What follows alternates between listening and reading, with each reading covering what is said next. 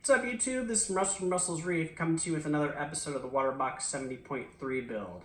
We've hit the 2-month mark on the tank being wet, so in this episode we're kind of reflect on what's worked for me, what hasn't, how the equipment choices have worked out, and just generally what the plan is for the future. So let's take a look. So in this episode I just want to go over some of the equipment that I have on the tank. And how it's been working out for the first 2 months of the build. Let's start off with flow. So for flow, I have 2 MP10s on one on each side and a VARIOS 2 octopus return pump. As far as the return pump goes, it's working out fine. It's pretty much dead silent. It's a DC pump, so it's controllable. I have it set on the 4th setting and generally never change it, so no complaints there. Super quiet, good looking pump. It should last, hopefully, and yeah, I really like it. So the return pump, VARIOS 2 from Octopus, I would definitely recommend. So far so good. The MP10s, looking back, I probably would have done that a little differently. MP40s were $50 more a piece, so for $100 total, I think I would have gone with the MP40s instead of the MP10s. I already have quite a few dead spots in the tank, and it just doesn't seem like it's going to be enough flow, or the flow is just going to be across the top of the tank. So I probably would have gone MP40s instead. That being said, I don't know if that would have made much of a difference because the way my rock structure is, it blocks the way a lot of the time. So maybe best case scenario is I add one MP40 later on once I get some more SPS heavy in the tank, and then I'll have 2 pumps on one side, one on the other, and then that should take care of all the dead spots. So as far as flow, we're good for now. Looking back though, I probably would have gone at least 1 MP40. So the next thing that I want to go over is the lighting on the system. For lighting, I went with 2 AI Hydra 26 HDs. And so far so good. I have no complaints. The lights are fully controllable. It's super cool that you can go on the website and pick out some pre-made light schedules by super successful reefers, or you can just customize it yourself. For my lighting schedule, I kind of just went with the AB Plus schedule from BRS. It seems to be what a lot of people go with, and it's been working great so far.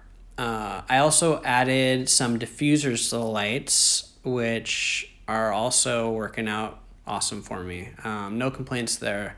The lighting looks great in the tank, and then the way it sits on top of the tank, it looks good. So super happy with the lighting.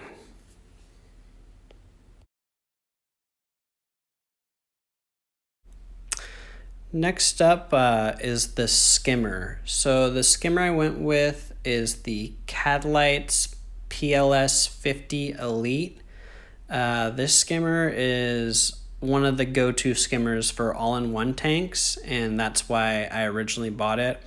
I purchased the skimmer before the tank. I thought I was going to get the Waterbox 70.3 all-in-one, and that would fit in the back chamber perfectly, but I thought it over and the 50.3 was back ordered, so I went with the 70.3 instead, and I have to say I am super glad I did.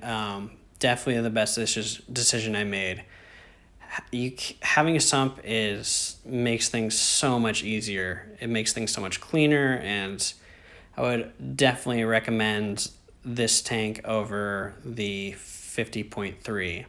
In the past, I'd had only all-in-ones, so this is my first tank with a sump, and I have to say, like, once you have a sump, you're not going to go back. It's been great so far. So as far as the skimmer goes, it's working out actually pretty good. It pulls nasty skimmate, like completely dark coffee colored skimmate. It takes up very little room in the sump, and it is relatively quiet. Only complaints I really have is it's kind of cheaply made, and I kind of had to jerry rig it to fit into the sump, as it's supposed to be more of a like all-in-one kind of mount on the back of your tank type sump. But yeah, so far no complaints. I have to change it out, or change the cup about once a week. The cup's pretty small, as the skimmer's rated for 50 gallons or something, but it's definitely more than enough for this tank, and you can tell when you pull the skimmate that it's working great. So far so good on that. My one concern is, will it last, and what will I do if it does not last, because I have a feeling they're going to be a little harder to get a hold of. I ordered mine directly off Cadlight's website, but who knows how long that'll be around. So just something to think about. Hopefully it lasts. So far so good. So next up, I just want to go over the mini Fuge that I put in the sump. I am really surprised at how well this has worked. I kind of put it on as an afterthought, thinking that it would not work. It's basically just Innovative Marine cheatomax 2-in-1 light. And then I got an acclimation box, which is made out of plexiglass, and just shoved some Cheato in there. And it's been growing, it's been working well. I'm actually pretty surprised. The one huge issue that I have is my skimmer and refugium are in the same section. So my skimmer is getting all that light for what's like 8 hours a day or something. So it's growing algae in the body of the skimmer. It's an easy fix. I just haven't had the time to either put some vinyl up or just block the light from hitting the skimmer, but this is definitely going to become an issue later on. Next thing I'll touch on is the lid for the tank. For me, having a lid on the tank is a must, as I do not want to find fish potato chips on the floor when I wake up in the morning. I went with the CLEARVIEW lids because I wanted something that looked nice and looked like it fit the tank. It took a little longer than expected to come in, and the one complaint I have on the lid is I did not get a center brace for it, and because of that it's already starting to droop in the middle, which is kind of annoying.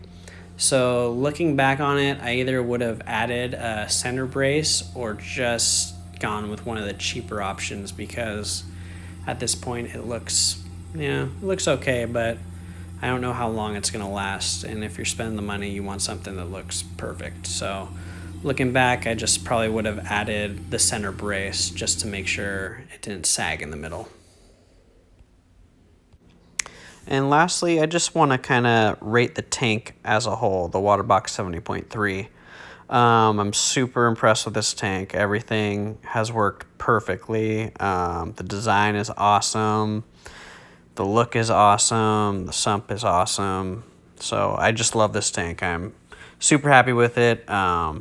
Really happy I went with Waterbox. So the tank as a whole, I give a 9.6 out of 10. It's great. Would definitely recommend it. All right, well, that's all I got for today. I'll leave you guys with a little full shot of the tank to enjoy. Thanks for tuning in, and don't forget to like and subscribe. All right. We should be closer than friends.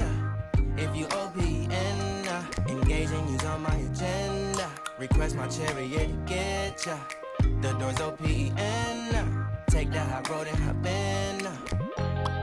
Open up, open up. Shut it down like Open up, open up. Cold as ice and Coca-Cola. Open up.